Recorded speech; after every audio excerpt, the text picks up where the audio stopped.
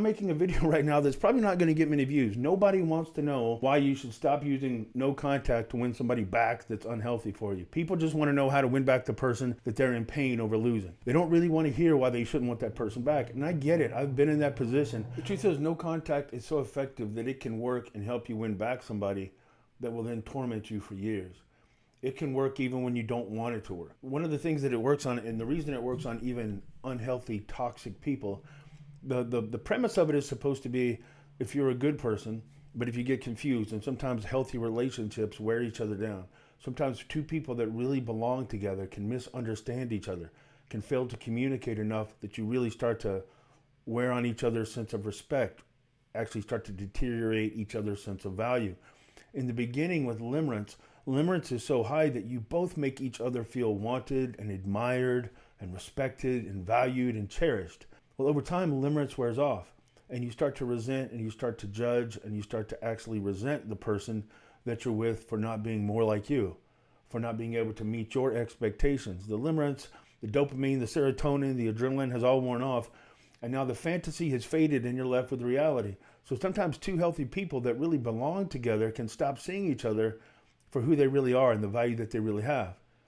If somebody else comes into the picture, then they can get pulled away, and before you know it, a really healthy, what should have been a healthy, what really at its foundation is a functional, effective, meaningful relationship, the value can be lost.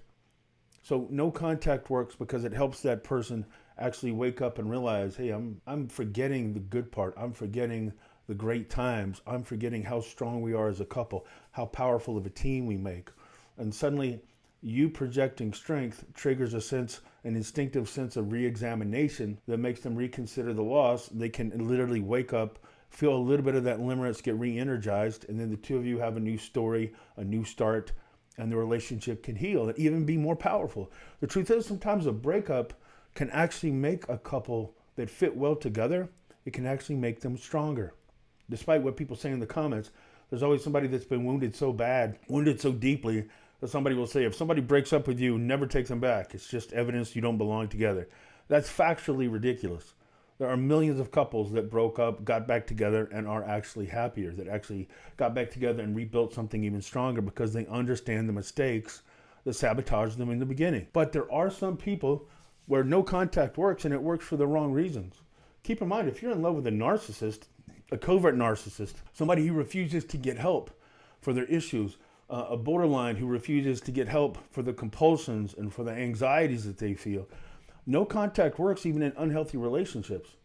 Sometimes it works repeatedly. So just be careful, because what's happening with that unhealthy relationship, when you go into no contact, let's say it's a narcissist, that overinflated sense of self-worth, their ego is their drive. And I know a lot of people are going to say, no, a narcissist actually has a lower view of themselves. You're misreading it. They actually struggle with insecurity. Like, I'm just talking about real life. With a narcissist, one of the main things is they believe that there's rules for thee and not for me. That things don't apply to me. They're consistently putting their priority and their needs above yours. That's a strong ego to me. I don't want to get into semantics. If you do no contact on a narcissist, it's going to hurt them enough. It's going to wound that precious ego enough that a lot of times they need to know why you're okay living without them. So no contact can absolutely trigger an ego trauma crisis, a desperate urge for them to reclaim that source, that supply, to reclaim that person that was giving them, helping to feed their sense of ego. They don't want to lose somebody that they feel like they won. They kind of look at people and relationships as possessions, and they don't feel like it's right that they should lose somebody that they've earned through their manipulation. So they'll come after you. Same thing again, and I'm not like here to bash somebody that suffers with borderline, but if it's untreated borderline, if they're not willing to get the help, stop chasing and winning back somebody with borderline who's not prepared to take accountability and seek the help that they need to actually get better. What you're doing is triggering a fear of abandonment that makes them see you as the idealized person, and they can come back to you. I can help somebody win back borderline consistently. The problem is when you get them back, if they're not willing to get help, what are you chasing? You're staying on the same loop. Like, I'm making a video right now that's probably not going to get many views. Nobody wants to know why you should stop using no contact to win somebody back that's unhealthy for you. People just want to know how to win back the person that they're in pain over losing. They don't really want to hear why they shouldn't want that person back. And I get it. I've been in that position. I've had family and friends and people that love me tell me I shouldn't want that person back. And I remember thinking, I'll make that decision. And sometimes it's not even a decision we have the ability to make. Sometimes the pain is so strong, the desperation and the need to get them back, the desperation is so intense that it's not like you can just flip a switch and decide you don't want them back. You wish that you could, but the truth is your mind is telling you don't take them back, and your heart is telling you I have to give it one more try. I'll never get over them. I don't know how to live with this much pain, and even though I know I deserve better, I can tell myself I deserve better, but I'm still going to wake up tomorrow morning in overwhelming pain with them locked into my mind, unable to think of anything else, just thinking about how great it was and how hopeless and depressing the future is going to be. So, hey, I appreciate the insight that I shouldn't want them back, but that doesn't relieve the agony that I'm in. I get that. But one of the ways to do no contact the right way, and it's okay, maybe you're starting off in no contact telling yourself the truth, that as much as I know I shouldn't want them back, I don't know how to not want them back. It's okay, start off that way. But do me a favor, while you're in no contact, do it the right way. Stop following them online. Stop trying to gather evidence. Stop trying to gather information. Stop trying to find out who they're with, or if they miss you, or if they're dating somebody else, or what they're planning. Stop looking through the old pictures. Stop jumping on Facebook. Stop spying on Instagram. Stop looking on Spotify and Venmo and trying to find out exactly what they're doing. Because if you're doing that, that version of no contact, even though on the outside it might be effective, they might not see that you're thinking about them. Their ego might get wounded, so they might come back to you again. But when they come back to you, you're still mentally and emotionally so locked in that it's not going to take them very long to realize you're still putty on their hands. That house and the porch metaphor, they realize you never really left their porch. You've been camping out just outside the door, hoping and waiting for another chance. And when they get the reassurance that you were never really strong enough to walk away the way you were pretending to, they will throw you away again. And now you're stuck in a loop. The problem with no contact is that it can work multiple times on the wrong person. But it only works multiple times to help you win back the wrong person if while you're doing it, you're only doing it halfway. And what I mean by doing it halfway, doing no contact halfway means on the outside, you just project strength, but on the inside, you don't actually hold yourself accountable to focusing on yourself, to rebuilding the things in your life that give you a sense of identity, that remind you of your purpose. So if you're going to do no contact and you're conscious of the fact that the person you're trying to win back is likely going to hurt you again and probably sincerely doesn't love you the way that you love them, do me a favor and do no contact the right way this time. Like, it starts off with a couple of simple things. Make a list. Right now, if you're in no contact because you're in agony over the person that you lost, right now you're literally under a spell. I kind of call it dark limerence. Some people refer to it as rejection sensitive dysphoria. It's just this overwhelmingly intense feeling of not being able to get them out of your mind. There's a part of the brain known as the anterior cingulate cortex. It helps kind of regulate topic change. It helps you process emotional crisis. You can go through so much pain that part of your brain locks, and all of a sudden you can't change the channel. You're literally getting flooded with hormones and chemicals that make you lock onto that person and elevate their sense of self-worth while you lower your own value. This will make you see the future as hopeless. It'll make you see the past when you were with them as some kind of euphoric heaven that, by the way, it never was, but it'll feel like it was. It'll feel like if you can just get them back, life will be magical again and everything will be okay. That's not reality, but it'll feel like reality. You have to take an active role in deprogramming yourself. Right now, your own body, your own mind, your own heart is brainwashing you into seeing them as something greater than they are and seeing yourself as something less than you truly are.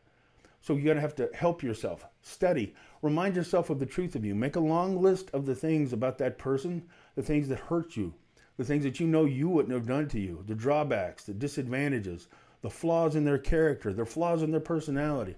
I don't care if it's as simple as they tended to be late 15 to 20 minutes every time we were going somewhere. And look, I'm ADHD. I struggle with time management. So I'm not saying I don't have my own flaws, but I'm saying right now you need to reinforce to yourself the reality of who that person is and the drawbacks of being with a person that right now your mind is going to convince you is Mr. Wonderful or Mrs. Perfect. It's not reality. Write down that long list, the things that they did to hurt you, the things that you know that there was no excuse for, the flaws, the disadvantages of being with them, the time lost, the times that you were hurt, and reinforce. Read that list. Don't spare them anything, and don't reinforce or make excuses for them. Like, oh, they were late all the time, but they always look so good when they were there.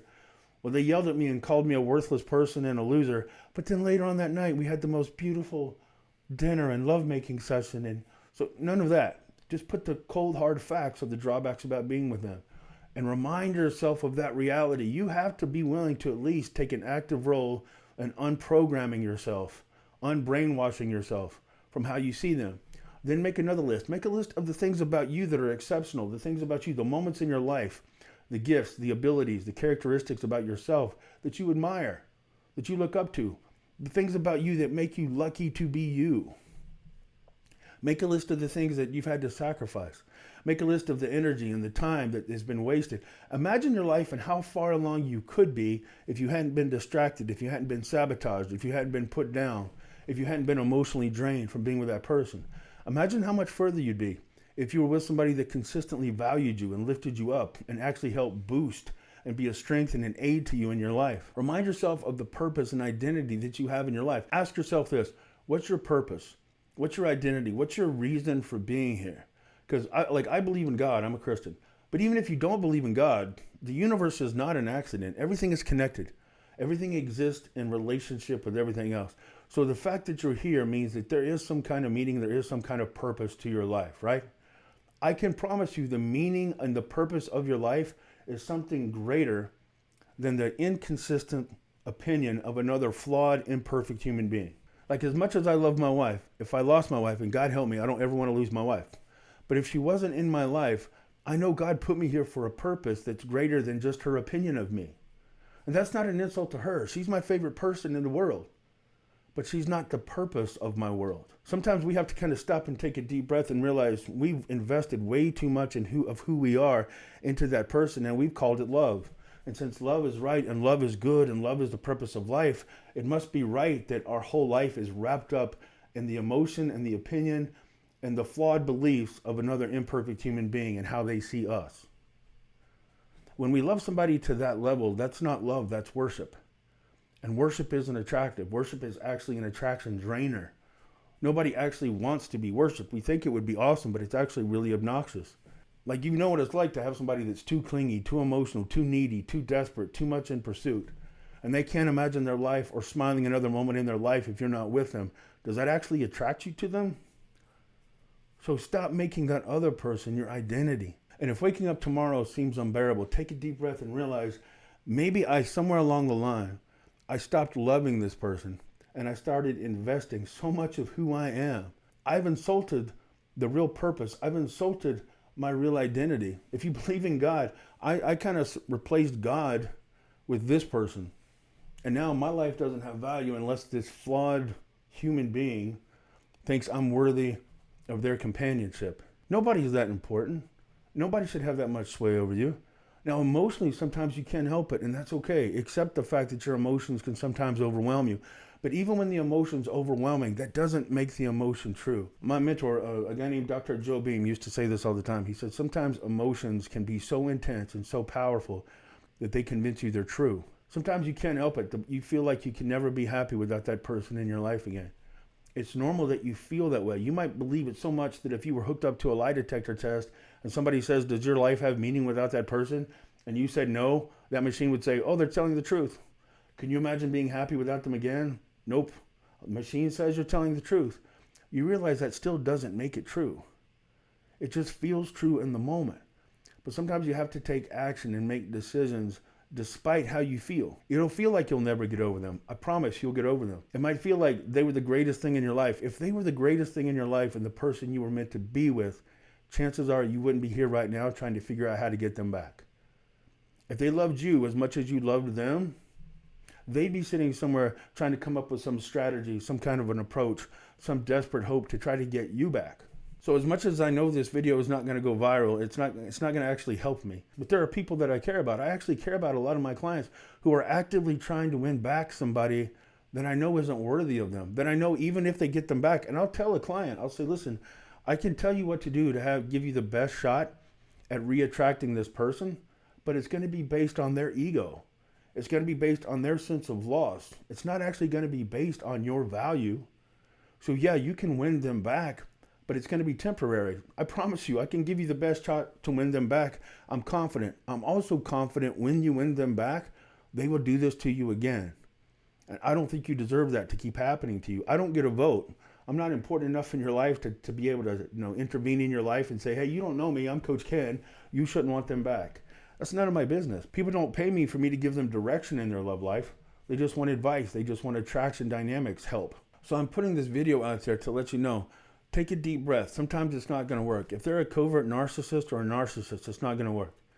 If they're borderline but they're not willing to get help, it's not going to work. If they've repeatedly cheated on you, lied to you, put you down, tried to control you, it's not going to work. If there was somebody else, but they keep reaching out to you to get the extra ego boost of being with that other person, but cheating with you on the side, it's not going to work. So no contact can spike reattraction and get them to come back. It's not going to redefine their character. It's not going to give them integrity. It's not going to teach them how to truly love. Sometimes no contact can win back the person that you'd be so much better off if you never reattracted.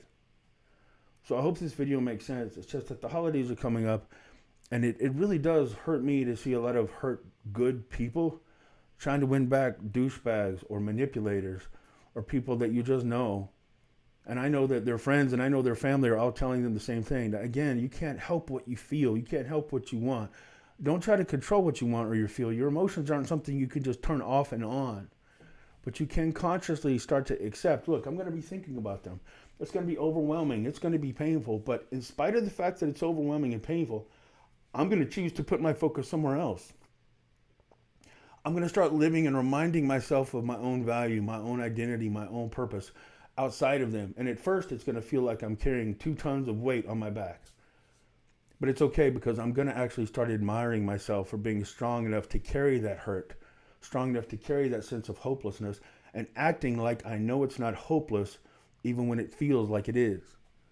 You go from self-shame and self-loathing and beating yourself up for wanting somebody back to actually feeling a sense of self-admiration for being strong enough to carry that hurt without trying to deny it, but still acting in a way that gives you a sense of dignity back. And there's a strong concept that's true. If your beliefs and your actions contradict, at first your beliefs are going to try to influence your actions. So you'll feel so depressed, you'll feel so hopeless that it drains you of energy. Depression is a paralytic. So when it feels hopeless, your body doesn't want to move, because what's the point? If you make yourself move anyway, consistent action will actually change your beliefs. So for a while, just act like you know you're strong enough. Act like you know you have value outside of them, even if you don't feel like it. With time, you start to prove to yourself that you have more value than you believed. And give it time to wear off. Give that dark limerence time to wear off. Remind yourself consistently, every time it feels hopeless, every time you feel like you can't be happy without them, pull out that list. Take an active role in de-brainwashing yourself by reminding yourself of the drawbacks and the cruelties and the bad consequences of refusing to stop loving somebody that has clearly proven time and time again they don't love you. They're not capable of it. For whatever reason. Let your sense of identity and purpose be your gift to you for Christmas, as cheesy and as cliched and awful as that just sounded. I know that's kind of unbearable, but it's real. And I know sometimes it's hard to tell the difference. What if you don't know if it's the first healthy version that I was describing at the beginning of the video? Sometimes a healthy couple that really belong together can look at certain times like a toxic relationship. Details matter, and sometimes it's hard to tell, especially when you're in the middle of it and everybody's giving you direction and everybody's giving you advice, but they weren't in the relationship. So if I can help, you can find me at realcoachken.com. But in the meantime, if you know that that person is good at pretending like they're the person for you, but they consistently prove that they're really in love with themselves, you don't want a relationship where 2 people are in love with one person. If you and the person you're trying to win back both love that other person, but neither one of them love you, that's an unhealthy relationship. So take a deep breath and just start taking that first step towards freeing your mind and deprogramming yourself. And if this video has been of any help, please give me a like, a subscribe, or a comment below. Somebody share some stories about what it's like to feel hopeless and to find your sense of purpose again. Put comments and stories below that where you can say, look, I've been there. I know, I remember thinking I'll never get over this person. But now I look back and I'm so thankful to God I didn't get them back. I feel stronger. I feel happier. I can look back and see the spell I was under. And I can tell you there's hope on the other side. Share that story, even a quick summary. Let people know that it is possible. And thanks a lot, and I'll be back again soon. Everybody have a great Christmas. Bye-bye.